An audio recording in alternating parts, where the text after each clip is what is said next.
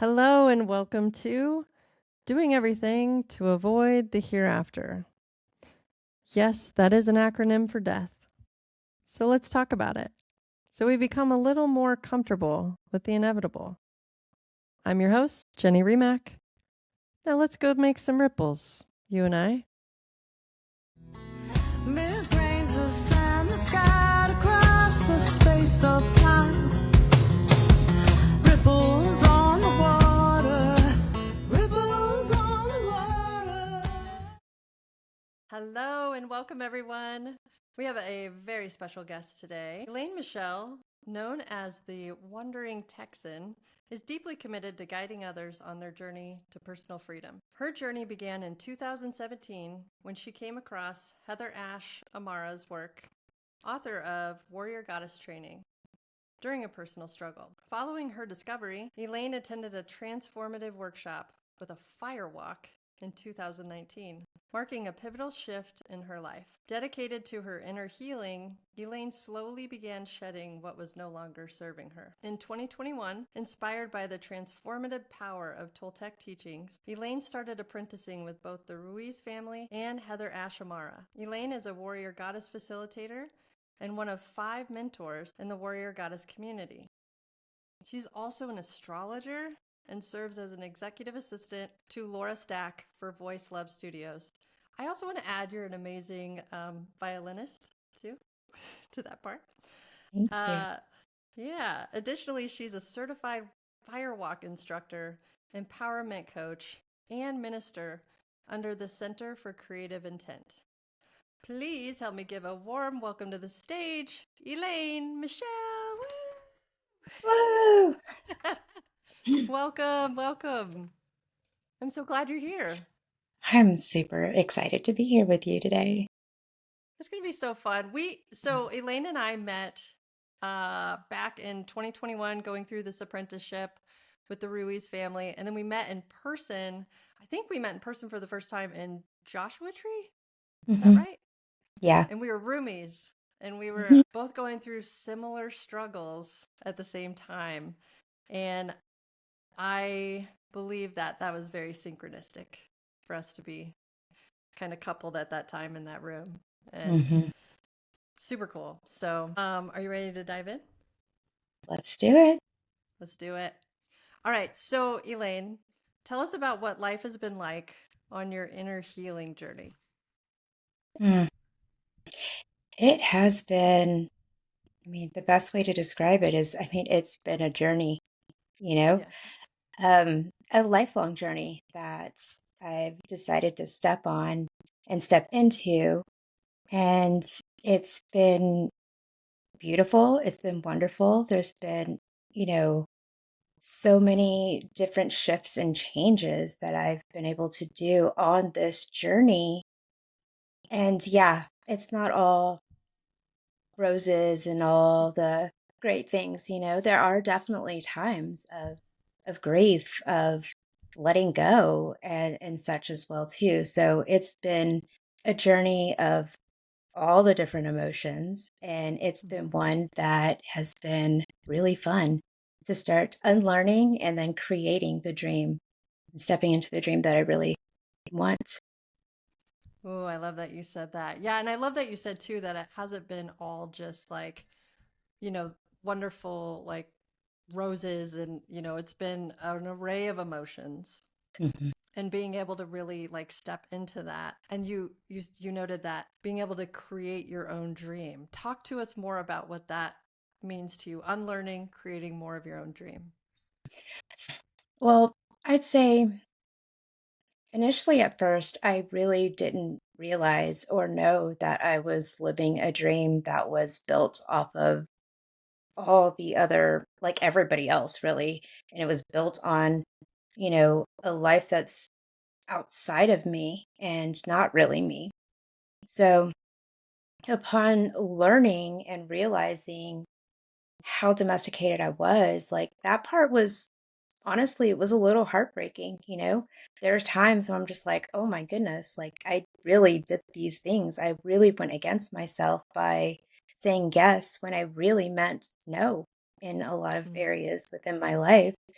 And so it's just been really, um, it's been a beautiful journey of learning what is not for me, what is not mine, what is not in alignment with me, and then shifting it and creating new agreements and completely like building my life almost in a sense like from the ground up. Um, well, yes, it tends to be pretty pretty difficult to go through oftentimes because we end up losing a lot of our close friends, relationships with our family members, things of that nature, who, are no longer in alignment with us once we start to realize where we were saying yes when we meant no.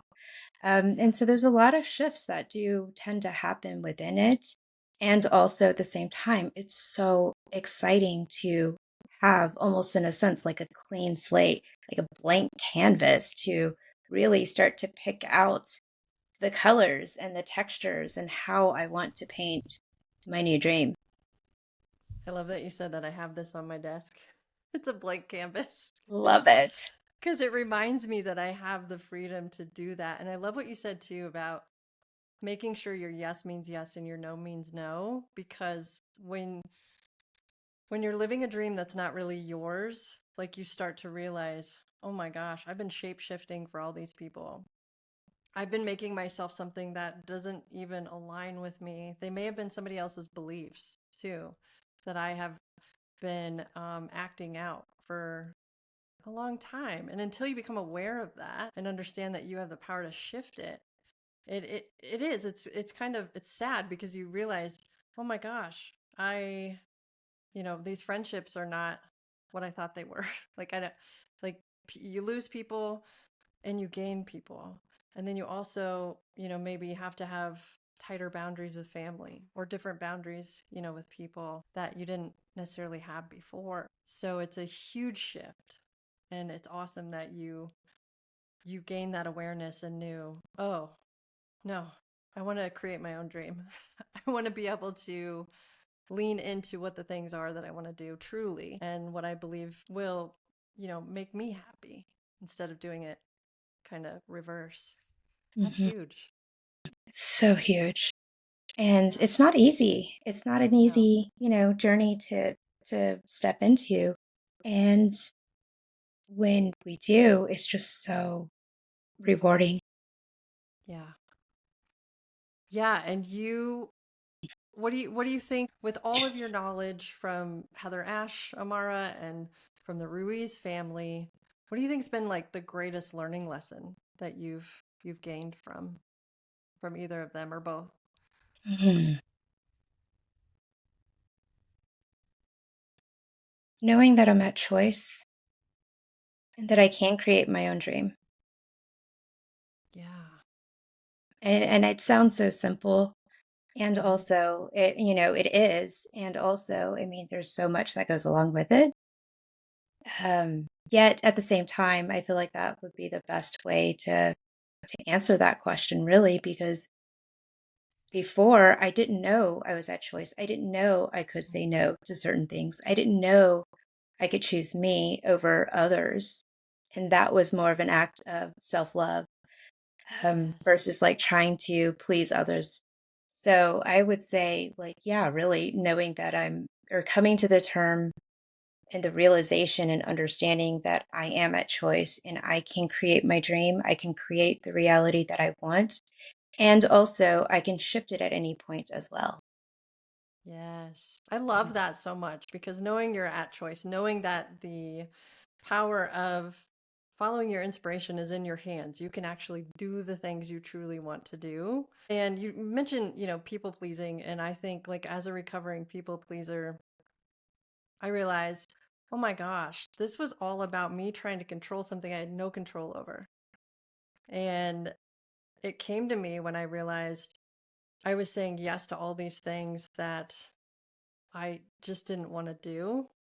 I had agreed to pick up this woman who lived an hour away to take her to a doctor when I had company from out of town come in. And I was like, what am I doing?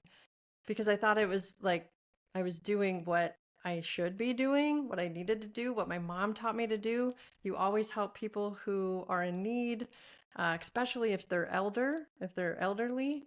You do that. And I was like, okay. And it's this conditioning that's coming up. And it was really hard to make that choice, like to realize, oh my gosh, I can tell these people no because I was so conditioned to saying yes for so long. And so Mm. it sounds like you had kind of similar experiences where you learned, oh, wait, I can put myself first.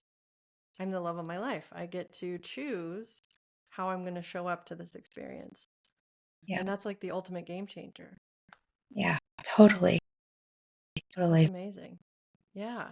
And you've been traveling and you've been doing the things that you really are passionate about. And it's been really cool to watch you and see you, grow in so many ways because we've been knowing each other now for 4 or 5 years. I don't know, it's math, Somewhere but around there. it's Yeah. been, Same. yeah.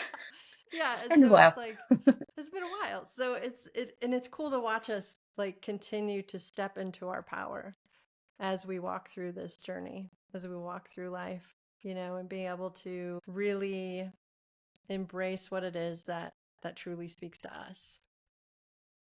And you do Yeah. that. You embody that on Yeah. a daily basis. You see that. Thank you. Yeah.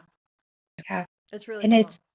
it's also really cool and really amazing to be able to do that alongside some great, great people who I've like come to know and learn about who they are, like you and the rest of, the of our little, I guess you could say, book club group. Yeah. And such, but like it's so beautiful to be able to really like be on a journey together, but yet separately at the same Hmm. time and be able to talk with each other, be able to use that same language that we know as we're kind of talking and working through whatever it is that we're working through or whatnot. But just having peers that are right there with us, like on the journey, but also doing our own thing on our own path. Absolutely. So I love that you said that too, because with our book club, our spirit tribe, we're able to speak similar language, even though we're on our own journeys. We still have these different things will come up, like we're mirrors for each other. Hmm. So you may be having an experience a little bit different than mine, but you're a great mirror for me to see, oh, where am I having that too? Or where is that showing up in my experience? And so I love that when it's reflected back. Like where am I not like going all in with myself? Or where am I holding back? Or where do I need more boundaries? Or, anytime anybody brings something up in our book club, our spirit tribe, uh, it's usually like, oh yeah, it gives us an opportunity to excavate it, Hmm. to kind of go a little deeper. And through the excavations has really allowed me the opportunity to be like gentler with myself instead of like having the judge take over. I've been having more experiences of like grace. Have you found that for you when you've been kind of excavating and doing the inner healing and Yeah, kind of absolutely. And I mean, honestly, like kind of in a sense, circling back to the question that you had asked about, like some of the most important, like kind of lessons or things that I've learned on the journey. One of the, I guess you could say, tools that Heather Ashamara has come up with, and she wrote a book about it, which is the Warrior Heart Practice. I feel mm, like that has also really helped me a lot. And especially when I was going through some very difficult times in my life, where I started to, in a sense, like kind of second guess myself mhm, in regards to like how I was reacting or how, I was navigating a certain difficult area of my life. And then using and utilizing the Warrior Heart practice as a way to kind of check in, I was like, oh, wait, no, I am letting the emotions come. I'm not getting hooked to the story and I'm able to move through it. Right. Um, and so I feel like, I don't know, those are some really important pieces for me that have helped me get to that place of being graceful and being compassionate with myself. Because the old me would be like, oh, spiraling and such, but really going in and looking at it from a place of love am really looking at and separating each different piece, like my feelings from my thoughts, and being able to separate that, I can actually see, oh, wait, I'm just scared or whatever the Yes. case is. So I feel like that has also really helped me in regards to being as like graceful with myself as possible as I've been on this journey and as I've been learning and realizing where I have gone against myself or where, I wasn't being as authentic as I could be. Yes. I want to I want to comment on a couple things because looking at it through a lens of love, before you wouldn't maybe have done that, and now you're able to like lean into that and understand too. It's a story. You don't have to get hooked there. That you can have your feelings and your emotions come up and allow them to come up and allow them to be feeled, feel to heal, right? Hmm. And so feel them and then give yourself that space for grace and be like, okay. And I want to go into a little bit hooked on the story because how were you able to start to learn how to unhook from the story, or what was the did you have a shift or a point in your life where you were like, I'm unclenching, I'm unhooking from this, as Ed would say, unclenching, like no longer Yeah. gonna stay tied to this story. I feel like a lot of it has to do with just being on the journey and learning different techniques to get to a place of awareness and get to a place of knowing that I'm at choice where I can shift and respond versus react, Mm, to a scenario or or a situation. And so, yes. in a perfect, like in a beautiful world, I would love to say, yes, there was this shift that happened and it was super easy. And in Yeah. reality, it has, it takes time to get to that place or get to a place where you can notice it in the moment and Hmm. shift it. And so little tools and little techniques like pausing before, so some of those things that we've learned either through that I've learned through Heather Ashamara, even through the Ruiz family and such, like when we start to, notice that we're judging ourselves, like having a mantra that's like to help shift it in the moment, it's Yeah. little bits and tools and little bite-sized pieces of like action that Hmm. overall start to kind of take form within us. And then it's like it comes from a place of no longer efforting and just kind Mm. of navigating through it. Oh, I love that. No longer efforting and navigating through it. That could be a t-shirt. That could be. No, yeah. We'll have to quote that on our t-shirt list. Um, yeah, I think that, like you said, it's not like a one moment profound shift that happens. It's bite size over time. It's practice over time. It's awareness over time of when you're able to say, oh, I just judged myself on that. What's that about? Okay. Well, here's a different way or a reframe, like an affirmation I can say, as opposed to that way of thinking. Because our thoughts are so powerful. I was just listening to something from, it was Joe Dispenza talking about you have your own built in pharmacy and it starts with your words. And I thought that's so true, Hmm. because our words are so powerful. And the Ruiz family has taught us words don't mean anything until we agree to them, until we place that value, that agreement on them. And then they take on that meaning.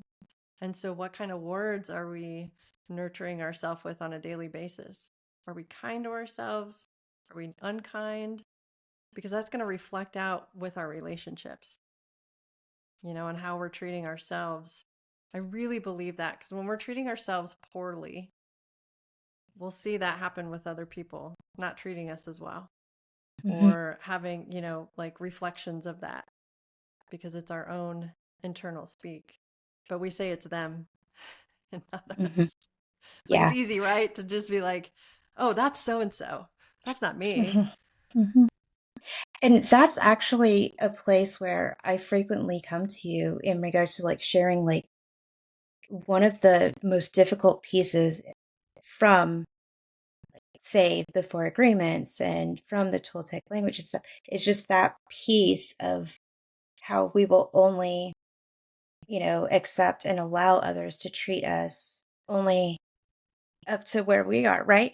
And it Yep. just took me so long to really grasp and really wrap my mind around it because I was like, no, I'm not treating myself like that, when in Mhm. reality I really was. Yes. And then so once we start to shift that and we no longer are treating ourselves that way, that's where we Mhm. begin to start to see and shed relationships, whether they be, friendships or romantic, whatever. We start to see like what we put up with, and they try to like go past that. We're like, yeah, no. Right. And so that's where a lot of those shifts tend to happen. Totally. I love Mhm. that you said that too. Like we can't like nobody will treat us worse than we treat ourselves. Like and when we come to that realization of like, oh my God, this person's treating me really shitty. Oh, wait, I'm treating me really shitty. I don't want this in my life. Like I'm gonna shift. I'm gonna make this change, this choice point. And not always easy, yet when we can recognize that we have our own answers, that we can really make that choice at any time, that we don't have to stay stuck. I think so many people stay stuck, Elaine. Like I noticed there's so many people in jobs that they either don't like or they hate, and they stay there because they have a pension, or they stay there because there's some safety factor. Like, it's a consistent paycheck, or it's a 401k, or it's this or it's that, right? But they're miserable. And the people that I know, like myself, you, other friends who have followed their passion, so much happier. Like, and there's not this like attachment to, oh, I have to stay in this because of this. Mhm. And it's so freeing. It is. It's so freeing. And Yeah. and also it's so freeing for us. And also I feel like there's a piece where it's just kind of like, it breaks my heart when there are loved ones or people that I know that I'm really close with who are stuck in those places. And so only thing that we can do is help support them as much as possible without trying to power over and tell them what they should be doing. And Right. then continuing that cycle of domestication. So, Yeah. Which is tough, right? Because that's the subjugation, like trying to subjugate our will to somebody else. Like, mhm, oh, you should totally do this. What we can do is we can inspire by our own actions, and then people can be influenced or not, and totally fine. I used to be that way though, where I would be like trying to tell everybody what they needed to do, or I'd be like, just do this, instead of empowering them to come up with their own answer. And that's what you mhm, do in the work that you're doing too, with the coaching and, the warrior goddess training, and you're helping people understand they have their own answers. mhm. Yeah. Yeah, And it's really also cool. understand how to ask ourselves great questions to uncover and understand where we're coming from, what we're navigating, and how to get through it as well. Yes, I love that. That's so cool. So now I'm gonna switch gears to death, because I know we're all gonna get there eventually, right? Hmm. So I love talking about it. I love bringing light to it because um, it is a shared experience that we all have. And when was your first like encounter with death or experience with losing someone that you knew? So, my first one was my grandmother on my dad's side. Okay. And I was roughly around 7 years old when that happened. And it was a little jarring. I wasn't physically there when it happened, but I did get an opportunity to go to the funeral home and things of that nature. And so that was a big, like, whoa, what hard for me to kind of understand at that age. Then, honestly, though, after that was when I had my biggest, like, full on close experience with death when my dad passed away and I was, my early teen years.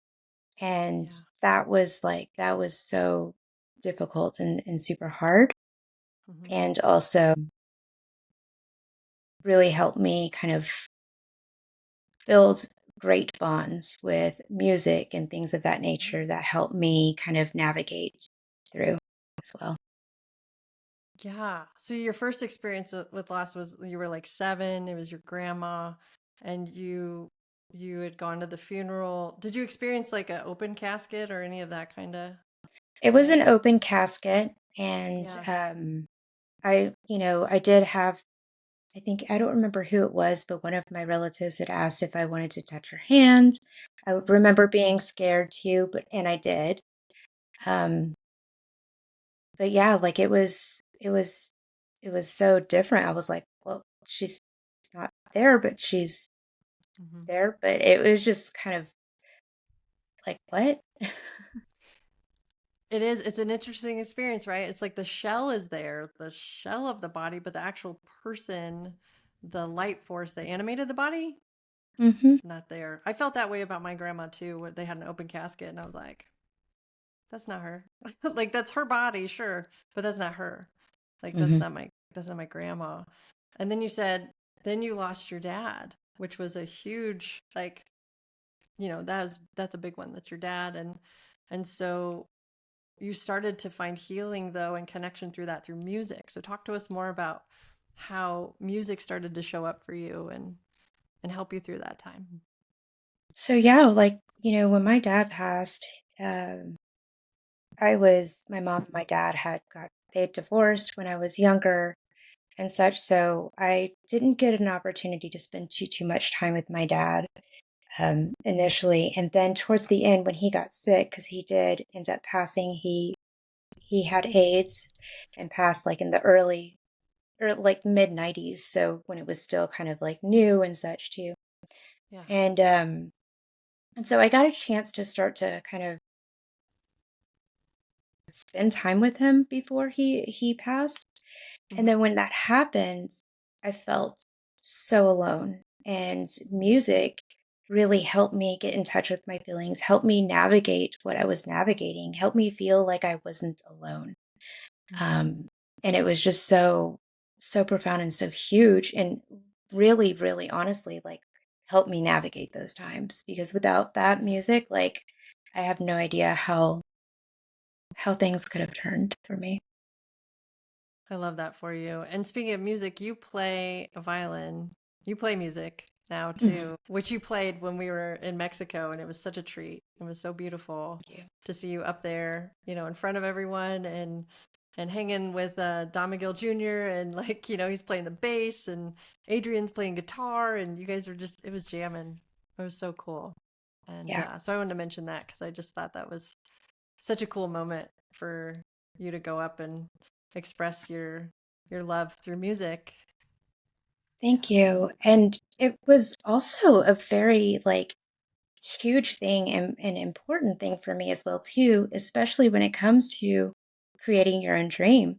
Because that was Hmm. something like an idea that I had. I was like, oh, I can play. And so initiating that and like reaching out, hey, let's jam, blah, blah, blah, like putting together some playlists of like songs that we could potentially play together. All of that happened because of an idea that I had that I took action on. And and so it's just I remember sitting there, I'm just like sitting back, I'm like, this is all happening because I took action on an idea Yes. that I had. And I wasn't afraid of being told no, pretty much. Mm, yes. I love that. You followed your inspiration. You took the action. You said, I want to do this. I'm gonna do this. And you did. And it was like, Mhm. I'm not gonna get a no. I'm just gonna do this and we're gonna go and it's gonna flow. And it did. And I feel like that's where it comes back to our words are so powerful. Like our manifestations, our ability to create the dream that we truly want. When we believe in ourselves and we believe that we can do these things, have these things, experience these things, we do. It's like, whoa, okay. We agree Mhm. to these things. We can do these things. So, yeah, that was huge. I remember you talking about that being a pivotal moment for you too, because you took the action, Mhm. right? Yeah. Yeah. That's so cool. And also, I mean, kind of going back to what you were just mentioning as well, like that is just like it can happen by us creating what we want. It also happens when we are coming from a negative and coming from a place of fear, that Yeah. starts to manifest in those ways as well. So it goes both ways, is what I was mainly wanting to share. Yes, it does. Yeah, it totally does. Is this out of fear or love? Like, what am I creating from? Where am I creating from? This song came on before we did our podcast today, by Jack Johnson. I'd never heard it. And this is like a synchronistic moment. And one of the lyrics was, "Are you out of control or under control?" And I was like, "Ooh, Ooh, I like wait, that. what?" Yeah, and I had never heard it that way. It's this song called "Don't Believe a Thing I Say," I think is what it was Mm. called. And I was like, "Oh." And he was talking about being made of dust and like part of the stars. And I was like, okay, this isn't a coincidence that I'm hearing this right now. This is like definitely giving me some downloads to bring in if it feels right. And so when you're saying that, like, are you under control of your fear, or are you under control of love? Like, where's the, where's the barometer? Where are we at in this life? Are we living from this space of smallness, of thinking like, I can't do that. There's no way. Or are we expanding ourselves to embracing the I cans and understanding that, yes, we can do a lot of things. We just have to take the action. Hmm. Yeah. And you've proven And that time and time again. Correct. yeah, yeah. And what you just said just kind of brought me to another part of the teachings that took me, well, I guess it didn't really take me a while to understand, but it took me a while for this part to drop in, Hmm. um, where Heather Ash has shared and is within the Warrior Goddess training, there's an area in like from the book and such where we are focused on opening your heart. And in that place, she shares about how our mind is the one who's constantly in control and we tend to bypass our heart. When Mm. in reality, it's the heart that could be making the decisions and the brain is there to help make those actions happen, right? And so there is that info. But then I remember when we were in Joshua Tree and Hmm. Miguel Jr. was mentioning the are you using knowledge or is knowledge using you? Right. Kind of, kind of thing. But that's when it hit me. I was like, wait, that is literally that's part of it. Part of the message that Heather Ash was trying to share and such too is like, are we coming from a place of fear that's coming from the mind and from our mind running it versus our heart? So when we are making decisions from our heart and moving from our heart, we allow our brain to do what the brain does by taking action and making things happen. And it's being guided by the heart versus being guided by fear. And just like us kind of moving through life, almost in a sense, blindly and through fear. And so when almost every time I hear that are using knowledge or is knowledge using you or using, like, I think of that and I think of that heart mind connection and that shift and that like aha that I had of like, oh wait, the heart is the one that does the steering, not the Yeah. brain. Yes. Give your heart the steering wheel because it knows it knows where to go. Mm-hmm. And then your brain will follow. The mind will follow. And what I heard a quote too one time about the mind is a great servant, terrible master. Something like that. Mm-hmm. And I was Oh like, oh yeah. yeah. Yeah. So if you can learn to train your mind to be more of a servant, okay, serve the heart. Be able to serve from the heart as opposed to, going into this fear. You're going to have you're going to have more of what Don Miguel Sr. calls heaven on earth. Mm-hmm. Because we've been through plenty of hell on earth. We've had that. Yeah. I think all of us that have gone through this training, and we're like, okay, I'm good. I've done the hell on earth. So now it's time to really live from the heart and really get to expand and live heaven on earth. So thinking Mm-hmm. while you're still on earth, are there things on your bucket list that you want to keep doing and taking action on before you drop out of your suit? Mm. Mhm. Um, well, there are things that I'm working towards and things that I'm taking steps towards. Hmm. And however, when you had sent over like a couple of the questions that you may ask or whatnot, and I came across this one. It also, I mean, I always talk about Joshua Tree. There was so much that happened there. So many great insights and things. Um, and one of the things that we've heard so many times of like, if you knew you were going to die, like, would you continue doing Mm. what you're doing? It really dropped in and hit me at this one point in my life where I was going through some difficult times and really like when I was asked that question then I just started tears started rolling down because I'm like, I'm not happy. I'm Mm. not, if I was to die tomorrow, I would be dying so unhappy. That's not how I want to live. That's not how I would like to die.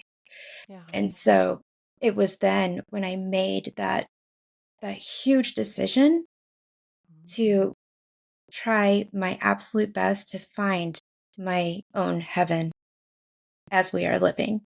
And so to be honest, like I would be happy to die tomorrow, knowing that we're all going to die, right? There's no like Mhm. main thing of like, oh, I want to do this or all that. I'm in a place where I'm happy. Mm. And so that's my answer, really, you know? Wow. That makes me tear up because it's thinking about like, when I ask that question, it's usually from a place of, are people gonna want to explore, do things, like go to Bahamas or whatever, and you're like, you know what? No, I'm happy just with what I've chosen to do with my life now. Like I'm happy. What I'm really hearing is you're at peace with your decisions. You're at peace with where your life's at, and that if you died tomorrow, you'd be totally fine with it. It's okay. Yeah. That's so beautiful.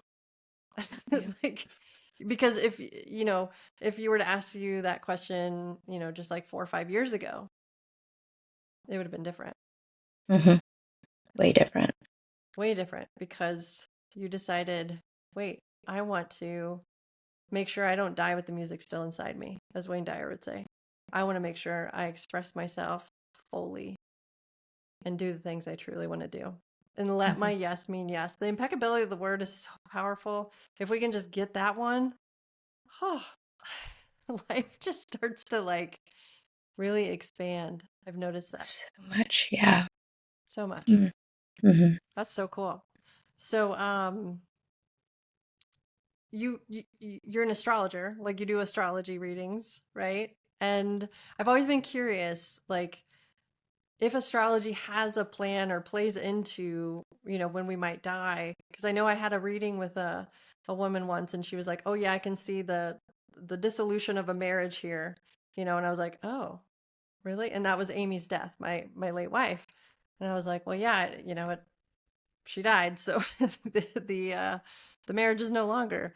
But she could see that in my chart. And so is there a way that the chart offers some sort of kind of like hint at or knowing of, this could be potentially when you pass, or do you know? There, so each, and this is my thought process and my belief on it is like each chart, just like each one of us are their own and are different and unique to each person. And there's no necessarily like hard yes of like, oh, this will determine this or that, this will determine when you're going to die or how you're going to die or anything of that nature. Now, there are indicators that could point towards something.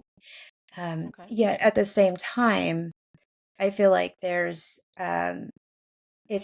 so interesting because even like for when I was going through the separation and, the divorce and things of that nature, I could see it, but not fully see it. And oftentimes, very Mm. much like life, is like there's these indicators and these like signs of something that might be happening, but we don't necessarily know exactly what it's going to look like or how or anything of that nature. And so, like, I was able to see that, but not fully see how it was going to play out or what exactly was going to be happening. And Yeah. so yes and no. There's Okay. ways it's each one would be different, and there are some different indicators and some possible different things that could point to maybe an ending of something or a dissolving of something as well, something of that Yeah. nature.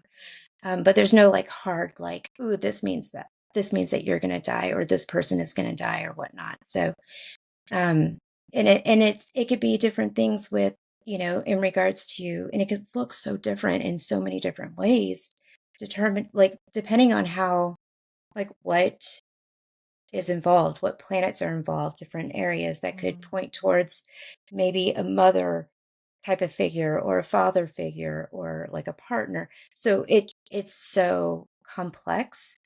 And so yeah, there's some indicators, and also even with the indicators, we never know exactly how it's going to play out. It's the great mystery of life, isn't it? You Hmm. just don't know for sure, Hmm. which is it's exciting to know like kind of, oh, there's some indicators here that you could tap into and take a look at, and there's some almost like it sounded like you're saying kind of premonitions that we might know something's going to happen, but we're not sure exactly what or when or how. Hmm. Uh, but we just kind of have that almost that intuitive or that gut kind of guttural instinct that, oh, I knew somebody. So when Amy passed, I felt like somebody close to me is going to die, but I didn't think it was her. I was like, oh, when it turned out to be her, I was like, oh shit. Like I thought it was going to be I actually thought it was going to be one of my parents. So so I did have that kind of like what you were saying, kind of like that preliminary or thing that you kind of know. Um, but that's interesting, like with the chart, because they're very astrology is so complex, I think, and it's Hmm. so fascinating too. It's so amazing to see because I mean, this place, this is so infinite. I mean, we're watching the astronauts now like send us all these beautiful images of what the Earth looks like from afar. And one of the astronauts said, uh, he realized, oh, we're all one, we're all connected, like the power behind that. And I thought, oh, what a beautiful thing to say, especially in a world that seems so divided, at this time, and with all these things happening. So I love that he said that. And thank you for answering that because I was curious, like, from the astrology point of view. And like, what do you think is after all this? Like when you leave your suit, like what do you think's gonna what's the next chapter, the hereafter gonna look like? I mean, we all have our thoughts and our ideas of what it is going to Yeah. be like or how it will be, but we really don't know. And there was a time where I was definitely seeking to try to understand and know and try to figure out what it is. Mm. And now I come from a place of, I don't know. Yeah. I have no idea. We'll see when we get there. Yeah. You'll find out You when you know, get there. we'll find out when we get there. Because really, when Yeah. you think about it, and you, at least for me, and the way that I think about it is, if we're trying to figure out like what happens and all of those, where we go and all of that, like we're spending our energy and wasting our energy thinking about the future of what's going to be coming when we're ever missing the present. And Mm. so I'm like, I have no idea. Yeah. We'll find out when we get there. I love that you said that. That's such an Amy wink too. So my late wife, I would ask her, I'd say, "What do you think happens when we die?" I'm always like so curious. I ask the big questions, and she would be like, "I don't know. I don't think about it because there's nothing I can do about it." And I was like, "Oh." And she was one of the most present people. Like you felt like you're the most important person in the room when you were with her. She was so engaged, so locked in. And I think it was because she wasn't in the future. She wasn't future focused. Like you're saying, Mhm. if we were to expend a lot of energy on like, oh my gosh, what happens, all these things, then we can lose out on what's happening right now. Mhm. Yeah. It is a Yeah. big curiosity of mine, though. I always do like to get people's, kind of takes or opinions on it. I think I'm going to be flying around the cosmos, exploring a lot of things, and maybe come back and do it again. I don't know. Earth's kind of hard. I'd kind of like to go explore somewhere else for a while, or maybe be a Yeah. spirit guide or like help someone else. Like, I kind of think that would be cool. But, Yeah. like you said, you don't know. You never, Hmm. who knows? That's the Yeah. great mystery or joke of life. Hmm. Completely. And it's Yeah. this kind of, in a sense, not related, yet it came to me as you were sharing. Not too long ago, I had this like drop in and thought, and this could be something that is so far-fetched, and also it could be very like, oh my goodness. But I was thinking about it, and there's so many times where we talk about how slow time moved when we were younger. Mm. And as we continue to grow up and continue on with our lives, it seems as though time is just moving so fast. And I came to a realization and a drop in of like, well, actually, it seems like it was moving so slow because we were present and we were in the moment and we weren't thinking about the future. We weren't thinking about the past, like because as we grow up, as we get domesticated and such, we're fear thinking about what is to come or what we did, and we're in like guilt and shame and such, or we're Oh, just yeah. worried about the future that we time passes by so fast because we're not present. But when we're present, it's almost as though time slows down, or sometimes even almost like it stops. And Mm. so that was just like a huge like aha moment for me of like, Yeah. oh yeah, it seems to move really quickly when we are on autopilot and not present. So, Mm. So what you've noticed is like time really seems to slow down the more present you are, the more mhm. in the moment you are with people. I notice that when I'm present and I'm in the moment with people, I could spend 2 hours with them and it felt like 10 minutes. Like I was like, whoa, what? It was It like so yeah, so fast. Yeah. and it's fast, and then but yet pause at the same time. Like it's weird because like you were Yeah. saying, like it could seem like it was like 10 minutes, but yet at the same time when you're in it, it time is irrelevant, right? Yeah. And it's not until you get back that's like, oh, whoa, wait, hold up, what's going on? Yeah. I had those moments in Mexico where we would just be chatting and it would just be like, oh, wait, like, we'd lose all track of time because it would just be like, whoa, we're just right here and we're in the moment and we're enjoying each other. And it was super, super cool to experience, with you and Derek and Adrian and Lana and like everybody that we were able to just like hang with. It was so cool. Mhm. Yeah. Yeah. I love that. You're a firewalk instructor. That's super cool. I'm really scared to do it. Maybe one day I will. Tell us about what it means to you. Like, what's been your greatest teacher, maybe working with the fire? Mhm. I would say, as far as to the greatest teacher with working with the fire, and it's not only working with the fire, it's also working in those other like radical types of scenarios and such. Because I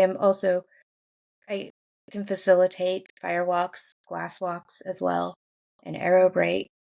And so the fire and like similar, very similar to the glass walks, it's like it's helped me connect and be connected to myself and listen to Mm. myself and really drop in. And so, yes, it has helped a lot in that way.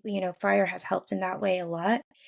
And then also like the glass walking does too, because with the fire, you're raising your energy, you're learning how to raise your energy so you can overcome obstacles. And with glass walking, you get quiet and you go within and you listen to your body, and your body will tell you when you're ready to step and when you're not ready to step. And so very similar to that with fire walking, and so many times people would be like, oh my gosh, doesn't that hurt? Don't you burn yourself? Have you ever burnt yourself? Yes, I have. It is fire. It Right. could burn. Yeah, that's It what it can was. burn. And Yeah. for me, when I have, most of the times when I have gotten a fire kiss or been burnt by the fire, a lot of times it was when I wasn't listening to myself and I pushed myself when I wasn't ready. Ooh, And okay. yeah, so that has been like a big teacher for me in that capacity to really like Yeah. listen and not push myself. And so I feel like that's been one of those biggest kind of lessons I've learned with firewalking. That's so cool because it really teaches you how to get into total presence and awareness with yourself and your body and listen to it. Because like you said, you've had a fire kiss before and you didn't listen and you were just like pushing yourself when it wasn't time. And with Mhm. the glass walking, to really completely listen, quiet your mind, listen to when to take the next step because it's glass, right? So that's Mhm. that's another form that, you could get cut. So it's like really dropping in. You also mentioned an arrow, so talk us through the arrow. What'd you say? Arrow, Break. arrow break. Break. Thank you. Yeah. Yeah. So with that one, very similar. So there's an arrow with the arrowhead that goes Hmm. right here.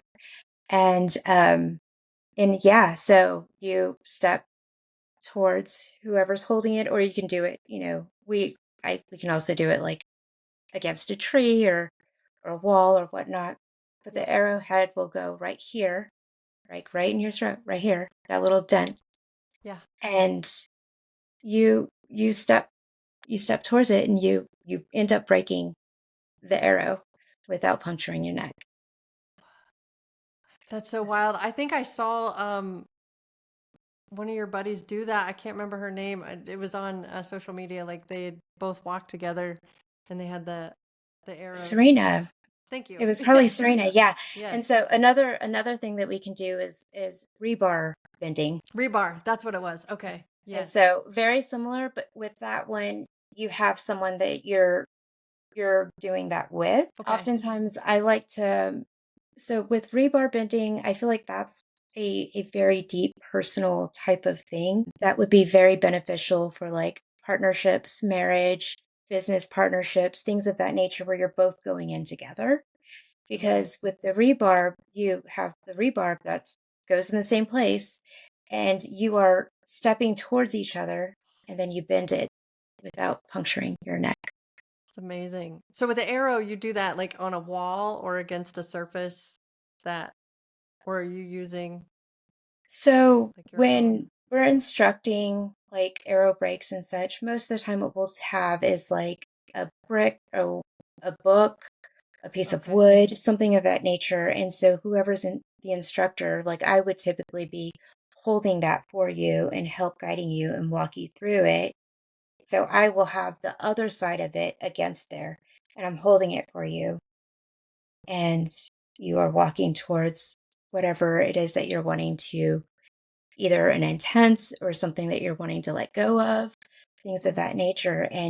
So I would be holding it for you if you were to be doing an arrow break, and I'd help guide you through it. And then you'd like walk right towards me. And is there a significance or reason why it's here, like placed on the body, like right? It's kind of like in the throat almost, Yeah, it's kind of like like right right there. in the. I mean, to be honest, I don't have like a specific answer to that.